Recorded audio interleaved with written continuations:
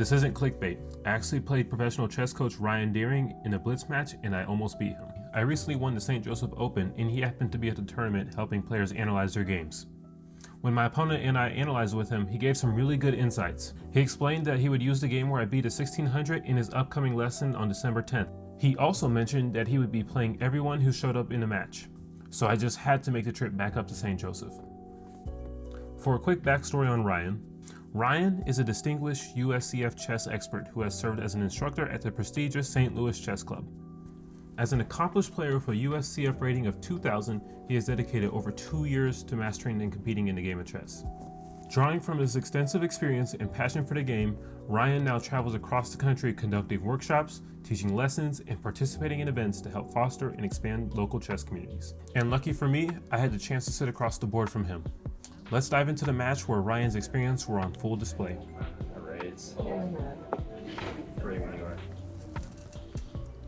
Alright, so he opens up with e4. I go to my beloved Carl Khan because that's all I know. I was not really happy to see the advanced variation, but I played the c5 version just because I figured it'd be pretty easy to play and I just kind of hoped he wouldn't take it, which he didn't, which I was very lucky about. I actually don't know too much theory for either version, so I kind of got lucky in that sense. So I just developed my pieces.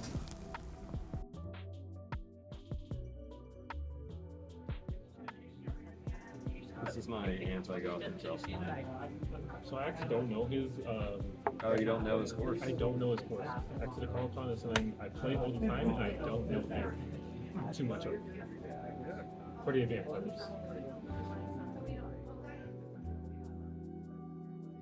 So yeah, you heard it there. I was straight up honest. Yeah, I don't really know too much theory for the advance. I think I know enough to get by at my level, but against a top player, I would have definitely had to review my lines if he had more time or wanted to play more critically. But with 1 minute on the clock, it makes sense that he would just play, simple developing moves. So yeah, we get to this position. I feel like I'm doing pretty good. I'm using a lot of time on moves I shouldn't. I should just really develop. And I believe actually I make a blunder pretty soon, but it's like one of those blunders that you have to calculate, and it's just something I wouldn't even think of. So it is what it is. He didn't capitalize. Right now it's like 350 on the clock versus 40. Yeah, that was a blunder. Knight takes is actually a move. I would result in pawn taking, and then the bishop would take, but then he could double up with the queen. So I got lucky. He didn't see that. So now I just have a better position. It didn't feel like it was better.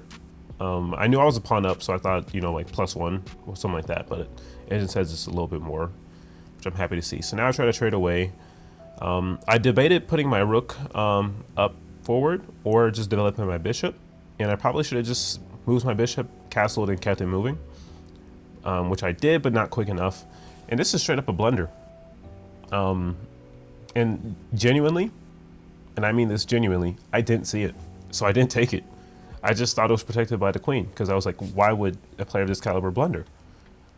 Yeah, that's just instance of me respecting my opponent a little bit too much, but hey, it is what it is. We keep playing. I still have a really good position, so it's not that bad. In fact, I didn't even realize I blundered till I'm recording this recap, so it's kind of crazy. He goes ultra aggressive. I just moved my knight out the way because why not? And yeah, so I have a lot on my mind right now. I'm still thinking about moving my rook up, a castle, just because I figured it was the safest thing to do. I eventually want to work my knight back around because I don't want it to get trapped or something like that. But I know I would need to possibly move my bishop out the way in case he pushes more pawns. But yeah, lots on my mind. I realize I'm using way too much clock and I want to start playing faster, but I just can't for some reason. So he goes here. And then once again, I'm just using a lot of clock.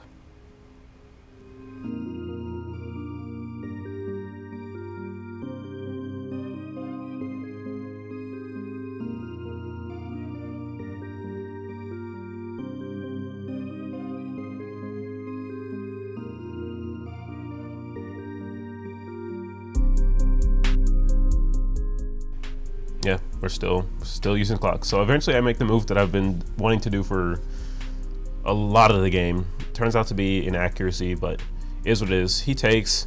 I take with the wrong pawn. it makes sense whenever you think about it, because now he would have a 2-on-1 majority on the queen side. Versus if I took with the other pawn, those pawns would be frozen, and I still have a connected pass pawn. But we get to this position, it's not lost. I'm debating pushing my pawn, or possibly trading off this dark square bishop, because it's kind of annoying. It goes to spaces where I would possibly want my rook to go to. And I would also, by trading off the bishop, it would be able to free up space for my knight eventually to move back into the game. So at first I move my knight, he moves his knight. And I figured, you know, now that there's one less attacker on that weak pawn that I have, maybe I should start liquidating, trading pieces, getting all that done. So yeah, I move my bishop back, I trade. I debate which one I should trade with. I really shouldn't have wasted this much time on the move. But yeah, he's back to attacking it. Is what it is.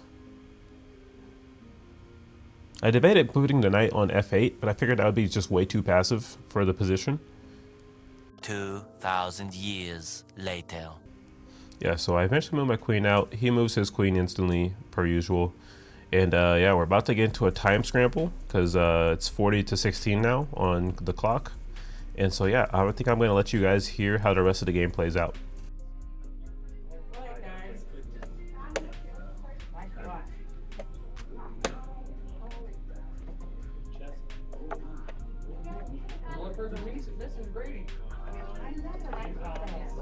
Oh yeah, Tom is.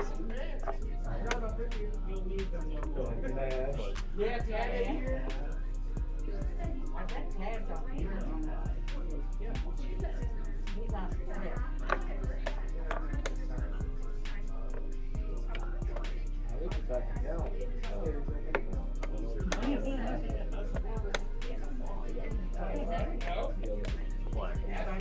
Great game. Your game, Gibby. I think you get it. How do you do that? It's calculation. It's just really fast calculation. Okay.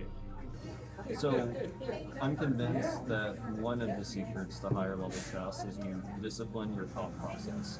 So when you do puzzles, it's not only am I getting the right solution, it's how quick am I getting the solution, and then it's am I looking at checks orders, am I looking at captures, am I finding the ways that will actually win the game, and then drowning out the things that are extraneous. Okay.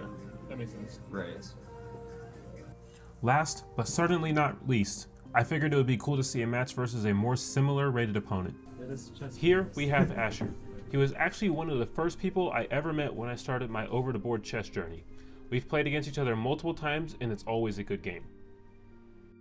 Asher plays the Scandinavian defense, which is an opening I absolutely hate to play against because there's absolutely nothing you can do. I know there's some critical lines to possibly get an advantage, but it's just a really solid opening, and I don't face it enough to really study it a whole bunch, and I just feel like there's better uses of my time, but it's just never a fun time to see it. But so I just played developing moves. I consider to push the queen away with my pawn. I decided not to. Turns out it was the best move. But I figured I could just play just really, really solid, not push too many pawns. Just develop, try to see if eventually he'll blunder. So I go after the bishop pair. I decide not to take it yet because I don't want to open up his rook and him possibly have an attack if he castles queenside. So I just, develop, move pieces, attack the rook, or attack the pawn protecting the rook. He does the right move. And I just play a few more waiting moves now. I am burning a lot of clock time. It's 4:44 to 4:16 right now, so that's not great. Yeah, so he develops knights. I'm still trying to play more waiting moves because I don't want to commit to opening up, the H file if I don't have to. So he looks like he's about to castle, which I'm very happy to see. So I develop one more time, and yeah, he castles, so I take the bishop now because there's no same side attack happening with the rook at least. But as you guys can see, I'm down about 40 seconds on the clock, which is not great in a 5-0 blitz game. Asher has done actually a really good job managing his clock, making solid moves. In this position right here, I actually wasn't sure what to do because I knew I was going to lose a bishop. And I figured I should lose my light square bishop because he has a dark square bishop. And he has a lot of pawns on light squares. Turns out the computer doesn't like it, but, it was a good move for me, I think. And yeah, it was interesting. And I didn't see what was happening next. You'll see right here. Nice. Let's just do that one.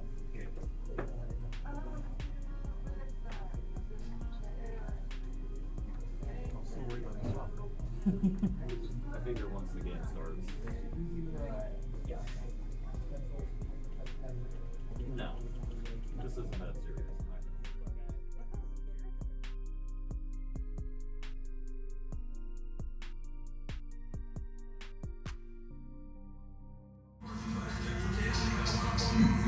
Lock in if I tweak out.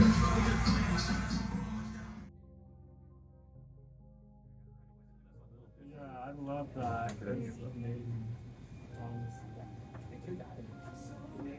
Gotta change and when your biggest fans and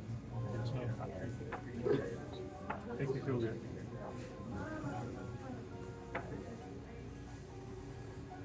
I have a lot of imposters. Like, I don't know why anybody would choose to watch it. I gotta figure it out. You gotta be more. What, your games? Yeah, his You play YouTube good. channel. He has a chess YouTube channel. Thank you. It's a chess YouTube. The story is, I started it because my girlfriend wanted to learn to play chess. But when I tried to teach her, calculate would be a little more difficult. So, but she said YouTube video. Yeah. So, You're good. she doesn't understand the thought process. Like, okay, I'll just talk my way through it. Yeah, it makes you a better coach.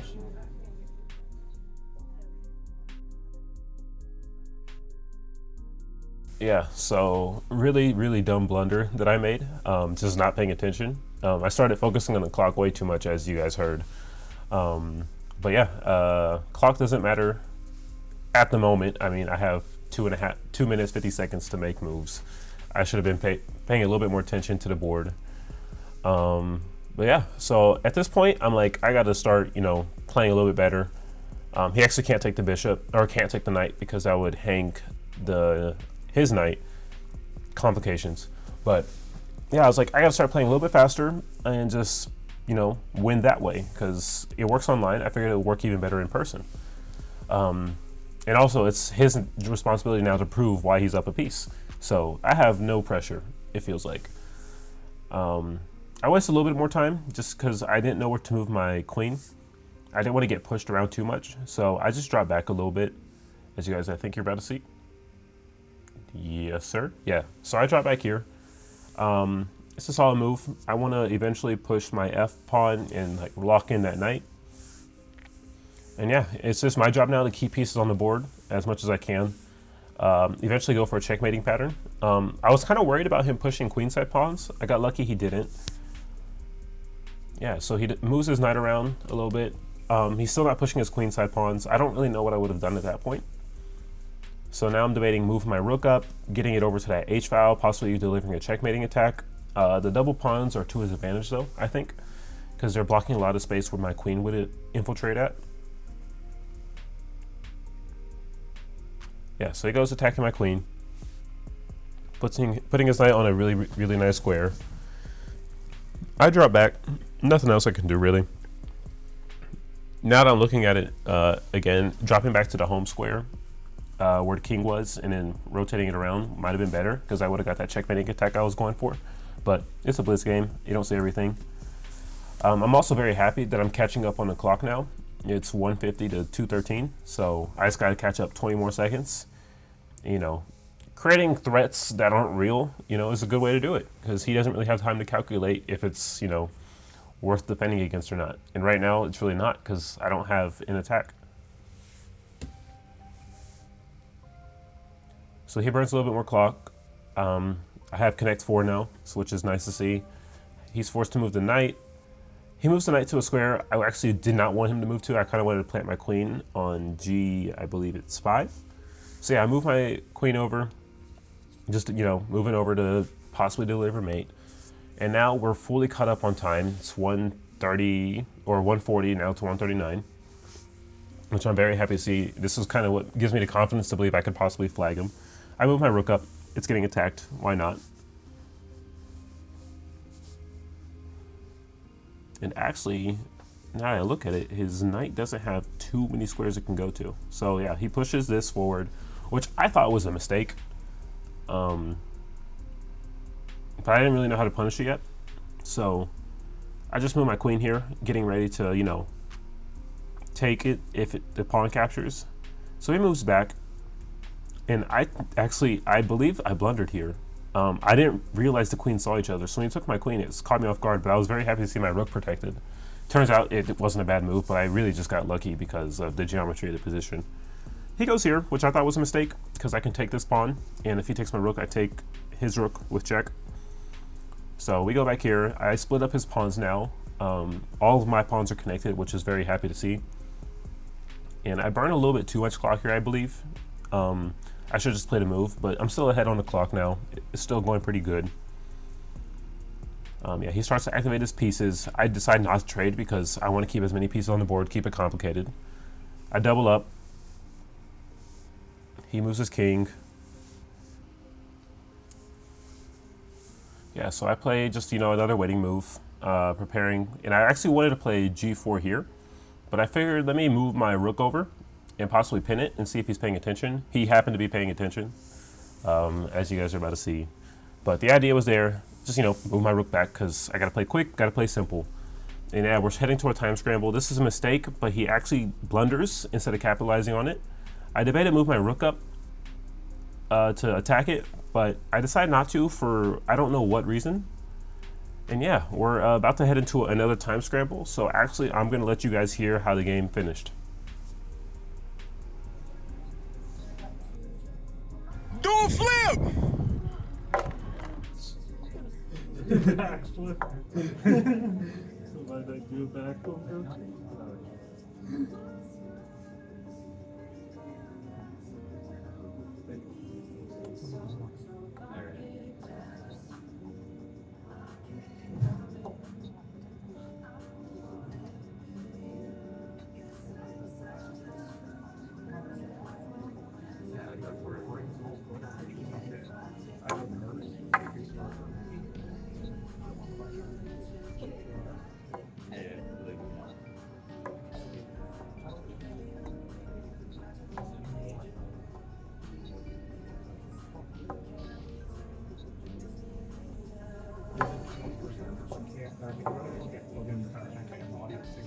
Gotcha. So that should still.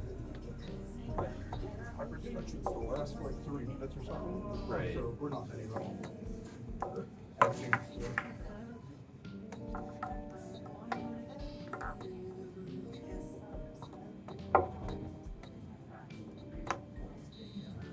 Okay. That was fun. After this, I ended up playing a few more blitz games against other members of the chess club, and then I made the hour-long drive back home. I'm grateful for the opportunity to play against a professional level chess player, and I thank Ryan for coming out to play games and teach lessons. It was a fantastic experience participating in the St. Joseph Chess Club. Everyone was extremely friendly and complimentary about my chess play. I got to meet some wonderful people and enjoy some great chess. Thank you all for watching, and make sure to like the video if you made it this far.